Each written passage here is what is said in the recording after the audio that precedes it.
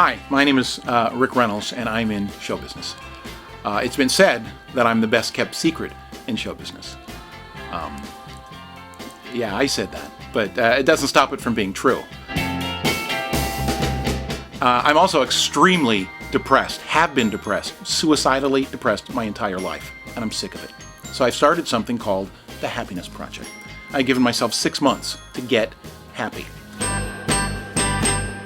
And to do it without drugs or anything touchy-feely or religion or, psychology. To do it by joining a gym and losing 65 pounds and getting a nutritionist and doing yoga and having a personal trainer and doing meditation.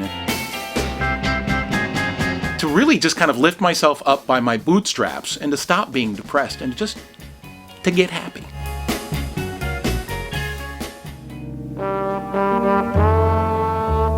At birth, we're yanked from a warm, safe place and thrust into a world we have no way of comprehending. Childhood is a constant routine of punishment and confusion. Hell, we're depressed and misunderstood as teenagers, and then frightened and unprepared as we become adults. In midlife, we watch as our youth slowly slips away, our dreams for greatness becoming pathetic memories. Old age brings loneliness, infirmity, and the constant fear of death. Hi, I'm Rick Reynolds. Thank you very much for coming. That's me at the opening of my first one-man show, Only the Truth is Funny. I think it's about 15 years ago. I know what you're probably thinking. Why would somebody that depressed get into stand-up comedy in the first place? Well, you know what? I know a lot of stand-up comics, and there's some depressed motherfuckers. Mom was a pip. I used to leave suicide notes around the house. She'd correct them for spelling and return them to me. Sorry, son, there's only one Z in Razor.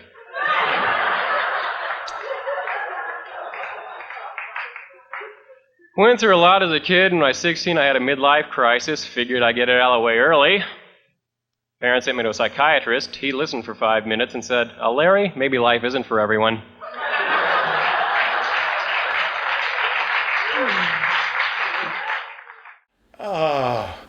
Well, one of the reasons I wanted to talk to you about for this project is that, you're a comics comic. We always thought you were great, but a lot of it is very depressive. I guess you have a downbeat personality, so it wasn't like you thought, I'm going to be the muted character. I'm going to be, the guy with very little energy. You kind of were muted. That was me, and I think people thought it was a contrived character, so I actually had a lot of fairly good amount of good success when I first started. Right. Were you depressed as a kid? Would you describe yourself as depressive now? Absolutely. Yeah. Are you medicated? I tried that a few years ago. It's been consistent through my life. I remember in first grade, I was just always kind of a sad kid. Uh-huh. And in first grade, this was in Detroit, we were out at recess, and I was sitting on a slide or the swings. I was watching clouds go by, and for some reason I realized we were all going to die. I don't know if you think of that.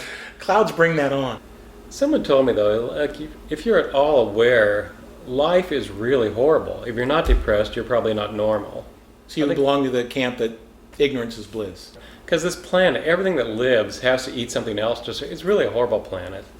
It really is. It's violent. But don't we compensate for that with love and art? I mean, aren't there things that elevate us, make us more than animals? I don't believe in love. I think it's something we've made up. You're dead inside. I'm dead inside. I thought I had a bad breath problem. Turns out I'm just rotting inside. Much of what's in your act that seems like an act isn't. Mm-hmm. Like, at least I have something you don't have, which I have glimmers of very big optimism. You know what I mean? Mm-hmm. I really believe in romantic love. I think it's all the things you say it is. You know what I mean? It's a drive to procreate and to have kids. Right. It's a way that nature has taught us to stay together so that we will protect that family. I think it's all of that. But it seems like it's almost a leap of faith. It's almost like a religious leap of faith to go further and go, but it is something more than that. It is something that makes life poetry rather than science. You know what I mean? Mm-hmm.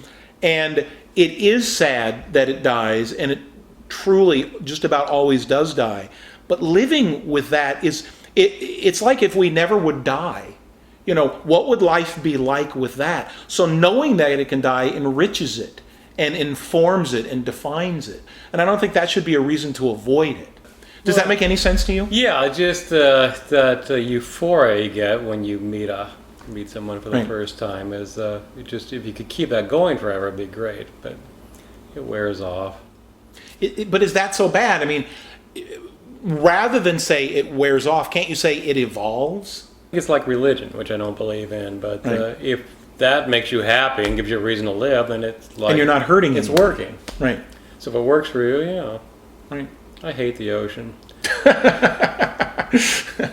People are always drawn to the ocean. Like I don't know why, because nothing ever. What happens at the beach is like sunburns and drownings. And you step in Shark medical- attacks. Yeah, step in medical waste. I'd like to drain the ocean and build condos.